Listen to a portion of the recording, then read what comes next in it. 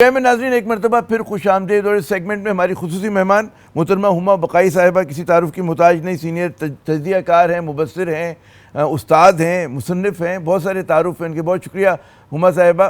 میں نے بھی وقفے سے پہلے عرض کیا تھا کہ بھئی سیاست کی نبض شناس ہیں آپ، تو کس ڈگر پہ دیکھ رہی ہیں پاکستان کو جاتا ہوا؟ آج جو ہے الیکشن ایکٹ 2017 میں جو ترمیم تھی منظور ہو گئی پارلیمنٹ سے. آپ کو لگتا ہے اس کے بعد جو ہے محاذرائی بڑھے گی یا اس میں کمی آئے گی؟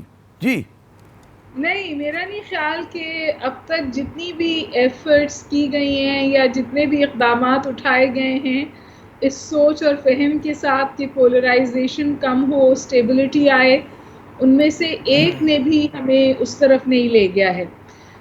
اور اس وقت جو میرے خیال نئی ڈیولپمنٹ ہے پاکستانی پالیٹکس میں وہ یہ ہے کہ وہ جو ہم کہتے تھے نا that the book used to stop somewhere, اور ایک ایلیٹ کنسنسس تھا.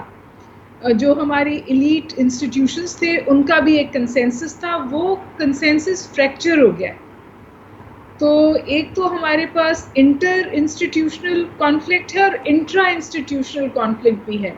چاہے آپ اسے اختلافی نوٹ کا نام دے دیں، چاہے آپ الیکشن کمیشن سے جوڈیشری کی چپخلش کا نام دے دیں، یا پارلیمنٹ اور جوڈیشری کے درمیان جو آج آپ نے مکالمہ دیکھا یا جو سٹیٹمنٹس دیکھے اس کا نام دے دیں.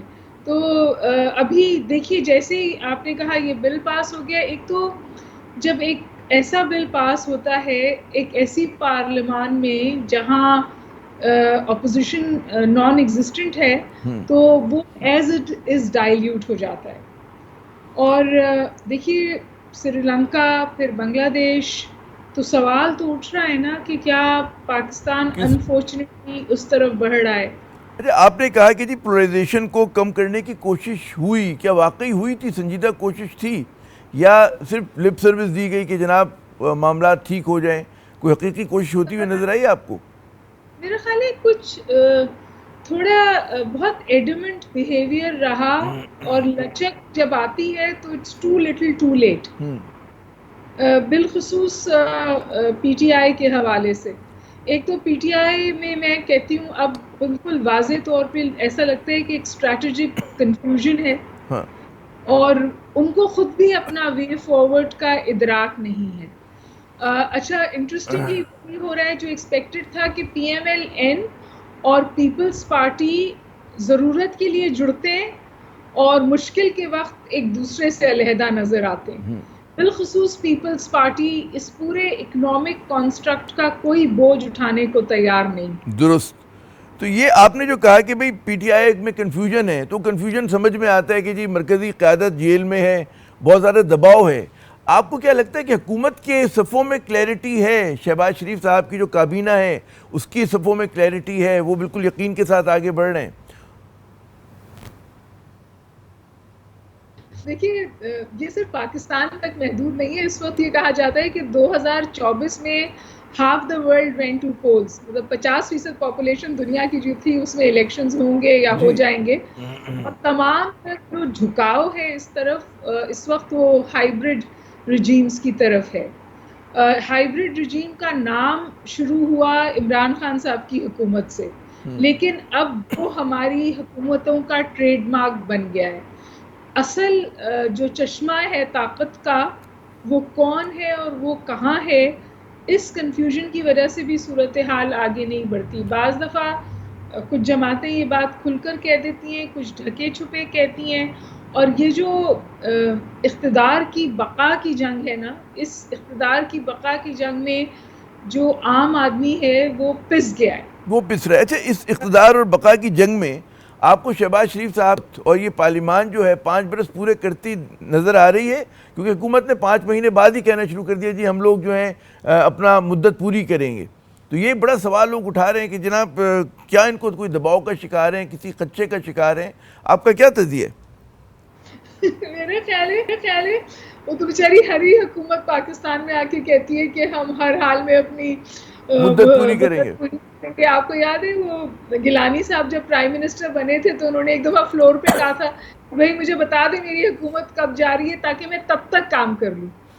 تو یہ تو I think that's a construct of our governments. لیکن میرا نہیں خیال کہ اتنی کمزور حکومت کبھی آئی ہے. کیونکہ شہباز شریف صاحب کے تو اپنی جماعت میں بھی لوگ نکل کے باہر جا رہے ہیں اور کلی طور پہ ان کے ساتھ نہیں ہیں. ان کی جماعت کے جو اسٹلورٹس تھے وہ آج آلٹرنیٹیوز دے رہے ہیں. اور جو ایک کنسنسس ہوا کرتا تھا نا جو خاصا تھا پی ایم ایل این کا کہ پنجاب اور سینٹر میں ایک نیکسس ہوتا تھا جو ان کی حکومت کو مضبوط کرتا تھا, وہ نیکسس از ایبسنٹ. وہ اس طرح سے اب موجود نہیں ہے. اور جیسے مجھے یہ بات کہتے ہوئے اچھا نہیں لگتا because I always had a lot of respect for Peoples Party, لیکن اس پورے پیراڈائم میں آپ کو Peoples Party is a free loader یا فری رائڈر نظر آتی ہے. وہ تو اس کے بارے میں وہ تو ابھی بھی جب بھی بات ہوتی کہ بھئی بڑی باصول پارٹی ہے, جمہوری اقدار کی پاسدار پارٹی ہے, تو کہہ رہا کہ وہ جمہوری اس کو کہتے ہیں سرو کریے مفادات کو. وہ جمہوری مفادات کو نہیں سرو کر رہی, لیکن انہوں نے اپنے لیے ایک بہت اچھی نیش کریٹ کر لی ہے. جتنے پوزیشنز ان کے پاس ہیں وہ کانسٹیٹیوشنل پوزیشنز ہیں, اور ایک ہمارے یہاں پیراڈائم بھی کریٹ ہو گیا کیونکہ عارف علوی صاحب جو تھے وہ انہوں نے ٹائم پورا کیا باوجود اس کے کہ پی ٹی آئی بہت مشکل میں تھی, تو زرداری صاحب از ان اے کمپیریٹیولی سیف پوزیشن. اچھا یہ بتائیے آپ, یہ جو آپ نے کہا کہ پی ٹی آئی مشکل میں تھی, اسی سے ایک جڑا ہوا سوال آتا ہے کہ گزشتہ روز جو D G I S P R صاحب کی پریس کانفرنس تھی اس میں انہوں نے کہا جی 9 مئی پہ فوج نے اپنی پوزیشن تبدیل نہیں کی ہے. تو جو لوگ قیاس آرائی کر رہے تھے کہ جی عمران خان بار بار مذاکرات کی بات کریں اور کوئی اندرون خانہ غالباً کوئی اس طرح کی موو ہو گئی ہے, آپ کو لگتا ہے کہ وہ شوٹ ڈاؤن ہو گئی ہے اور اب کوئی آثار نظر نہیں آ رہے گفتگو کے؟ کچھ بیک ڈور ڈپلومیسی تو ضرور تھی اور کچھ بات چیت بھی تھی. ہمیں پی ٹی آئی کی بھی جو اسٹیٹمنٹس آئے اس میں بہت زیادہ آف کانفیڈنس نظر آیا, لیکن میں نے آپ سے جیسے گزارش کی کہ انفارچونیٹلی پی ٹی آئی میں وہ پولیٹیکل پریگمیٹزم نہیں ہے اور پولیٹیکل فلیکسیبلٹی بھی نہیں ہے. کوئی حرج نہ ہوتا اگر 2 موقع میرے نظر میں پی ٹی آئی نے ضائع کیے. فار ایگزامپل انہوں نے جماعت اسلامی نے ان کی طرف ہاتھ بڑھایا, انہوں نے وہ اس کو جھٹک دیا, اور نتیجہ اب یہ ہوا کہ Jamaat Islami comparatively moral high ground پہ ہے, دھرنا بھی ہے, کوشر دھرنا. پاکستان میں 2 دھرنے ہو رہے ہیں, ایک کوشر دھرنا ہے جس کا آپ کو میڈیا پہ نظر آتا ہے, اور ایک نان کوشر دھرنا ہے جس کے بارے میں آپ کو صرف سوشل میڈیا سے پتہ چلتا ہے, لیکن وہ اس دھرنے سے بہت زیادہ خطرناک ہے ہماری سلامتی کے لیے, اور اس کو ایڈریس کرنا شاید زیادہ ضروری ہے. لیکن اس کا نتیجہ کیا ہوا کہ جب فارم 45 اور فارم 47 کا ایویڈنس کی بات ہوئی, ڈاکیومنٹری پروف کی بات ہوئی, تو جماعت اسلامی نے ان کا ساتھ دینے سے انکار. واضح طور پہ پتہ ہے کہ پیپلز پارٹی نے ونڈوز کھلی رکھی تھیں, اپنے سٹیٹمنٹس کو بھی میلو رکھا تھا کہ پی ٹی آئی کے ساتھ کوئی وے فارورڈ بن جائے, کیونکہ پیپلز پارٹی اور پی ایم ایل این کی is the most unnatural alliance. لیکن دیکھیں یہاں پر بھی ایک وہ سنسیریٹی کا مسئلہ آتا ہے کہ پیپلز پارٹی کتنی سنسیریٹی تھی. ہمارے پاس 1 منٹ ہے, میں چاہوں گا اگر کوئکلی جواب دے سکیں کہ جی میں یہ عرض کرتے ہیں کہ بنگلہ دیش کی عوام نے بڑا سیاسی شعور کا لوگ کہتے ہیں ثبوت دیا, اور انہوں نے دنوں میں حسینہ واجد صاحبہ کی حکومت کو فارغ کر دیا. اب کیا بنگلہ دیش کے عوام کا شعور زیادہ ہے یا پاکستانی عوام کا صبر زیادہ ہے؟ کہ انہوں نے صرف کوٹے سسٹم پہ احتجاج کیا تھا, لیکن ہم لوگ جو ہیں پاکستانی ہر چیز پہ بڑا صبر کے ساتھ بیٹھے ہوئے ہیں, تو کس کو زیادہ نمبر دیں گی, صبر کرنے والوں کو یا شعور والے لوگوں کو؟ جی ایک تو میرا خیال ہے کہ ہمیں بیونڈ دا آپٹکس دیکھنے کی ضرورت ہے بنگلہ دیش کو. بنگلہ دیش کے لیے جو سب سے بڑا چیلنج ہے وہ یہ کہ کیا سول ڈکٹیٹرشپ کے بعد ملٹری رول, اور وہاں پہ 300 بچوں نے اپنی جان دی ہے.